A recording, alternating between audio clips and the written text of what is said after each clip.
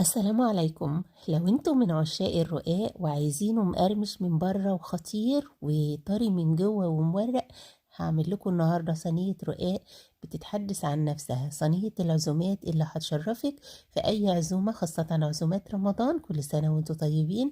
هنعمل رقاق خطير كده، هتاكلي جلاش، هتاكلي فطير مشلتت، هتاكلي طعامة ما حصلتش. نسمي بالرحمن وندخل نعصج اللحمة على طول.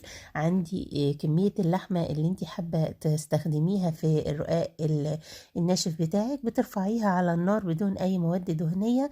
بنعتمد على الدهون اللي موجودة في اللحمة، بنفضل نقلب فيها لحد ما تغير لونها. احنا عايزينها تغير لون قبل ما نضيف لها اي اضافات. ما شاء الله تبارك الرحمن. انا الحكاية دي لما بيكون عندي عزومة بحب اعملها قبلها بليلة، علشان يبقى عندي وقت كده من وقت العزومة اقدر انجز فيه العزومة بتاعتي بدون ما اكون عملت على نفسي مجهود زيادة. شايفين تبارك الرحمن اللحمة زي ما احنا شايفين كده ابتدت تغير لون، ولونها دخل على اللون البراون كده. بنبتدي بقى بعد كده ننزل عليها بالبصل بتاعنا. البصل انا بفرمه في الكبة علشان ما يكونش واضح معايا قوي في الاكل، بس اهم حاجة اخد منه الطعم. فرمت كده بصلة كبيرة وهنزل بيها على اللحمة بتاعتي علشان بقى تدخل معاها في التسوية. اللهم بارك. في ناس بتحب تشوح البصل في البداية بمعلقة من السمنة. أنا بحب أحط البصل طعمه ني كده، بيدي تسكيرة حلوة قوي للعصاج بتاعي وبيدي لها تستحل، وفي نفس الوقت بيبقى معايا الطعم بتاع البصل بتاعي. بعد كده لما بقلب البصلة مع اللحمة شوية ببتدي أنزل عليها بملح وفلفل، وكمان هيل بودر مطحون كده، ببقى طحناه مع ورق اللورا بيديله طعم حلو جدا، عشان كمان مش هقدر استخدم ورق اللورا في العصاج سليم زي ما هو او صحيح.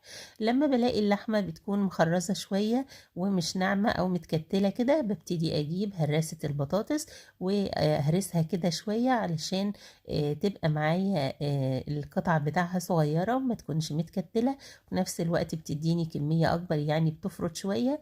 بنزل عليها بعد كده برشة من جوز الطيب خفيفة كده علشان لو فيها أي شك.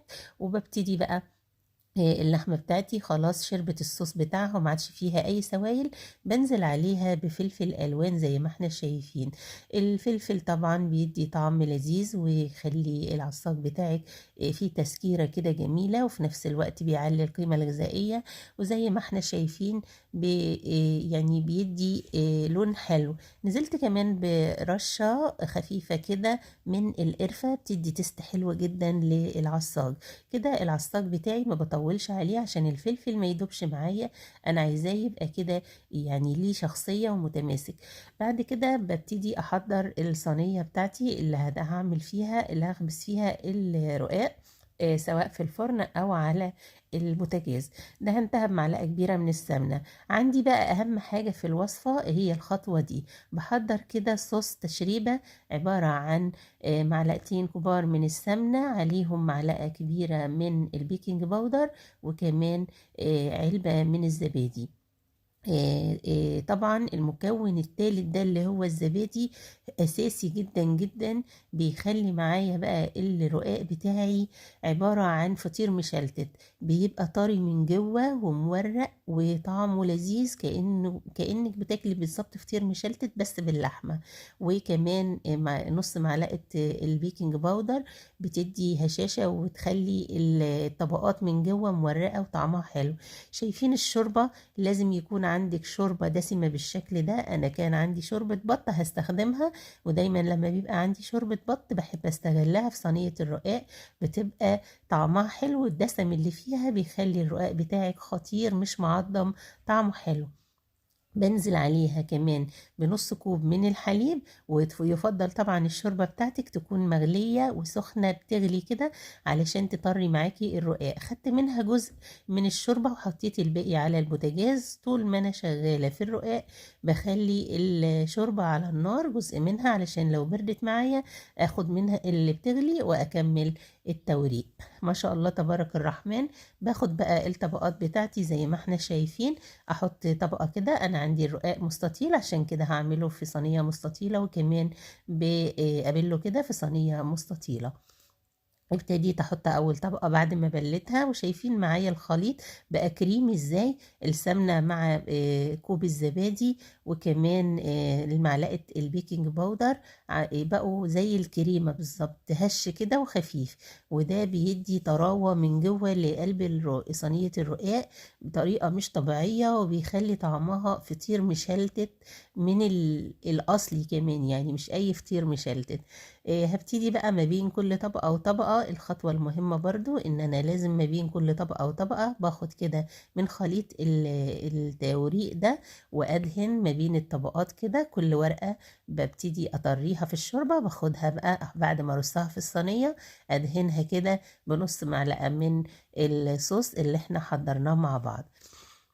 ما شاء الله اللهم بارك. ابتديت ارص. بتحطي بقى كمية الطبقات اللي انت عايزاها. عايزة صينية الرقاق بتاعتك عالية كده وطبقاتها كتير، بتكتري الطبقات. عايزاها يعني سمكها رفيع شوية، وتبقى القطعة كده مش كبيرة قوي، اللي ياخد قطعة يقدر يخلصها، بتعملي طبقات اقل. انا عملت 4 طبقات، يعني انا هعمل صينية الرقاق بتاعتي عبارة عن 8 طبقات. اللي بحط 4 طبقات تحت، وبعد كده بحط بقى الحشوة بتاعتي، واحط بعد كده 4 طبقات.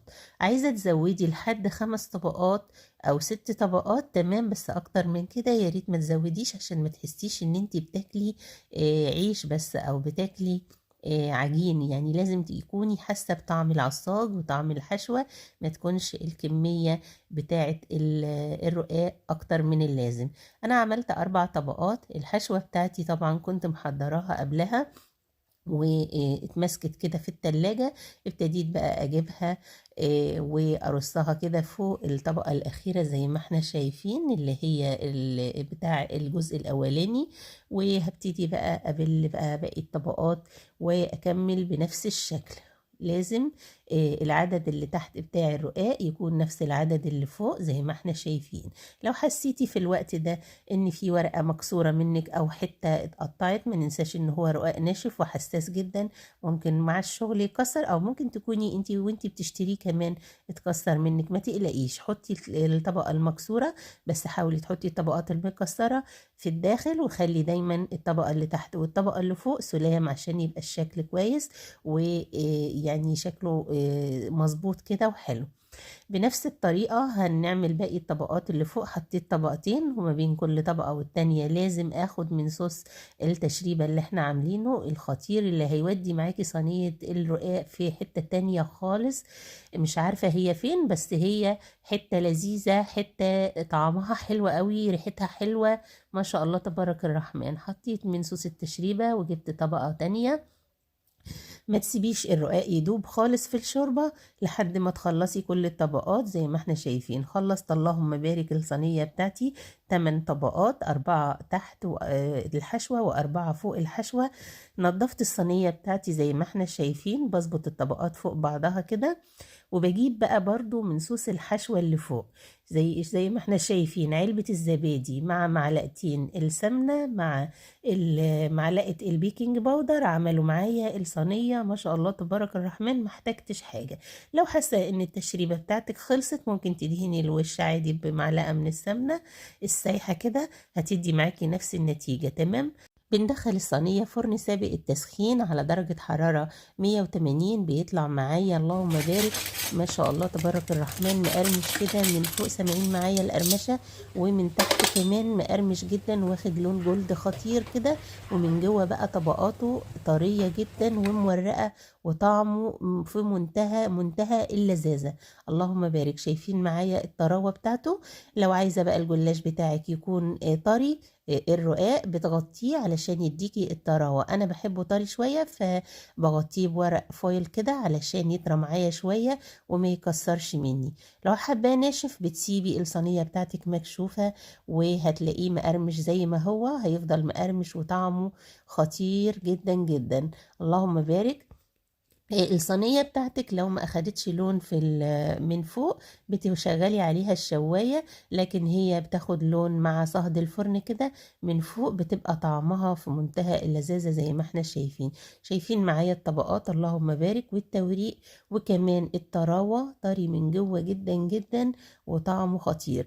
الصينية دي هتشرفك في أي عزومة لو عملتيها بالتركات وبالتفاصيل اللي قلنا عليها. هتقدميه كده ما شاء الله تبارك الرحمن وانتي مبسوطة وسعيدة، وكل اللي هياكله هيسألك على طريقته عاملاه ازاي علشان يعملوه زيك. وكمان هتبقي أستاذة في الرقاق الناشف ما شاء الله تبارك الرحمن، ومش هتيأسي منه، ولا هيطلع معضم ولا هيطلع طعمه ناشف، هيطلع كده لونه حلو من بره وشكله وطعمه لذيذ وطري من جوه.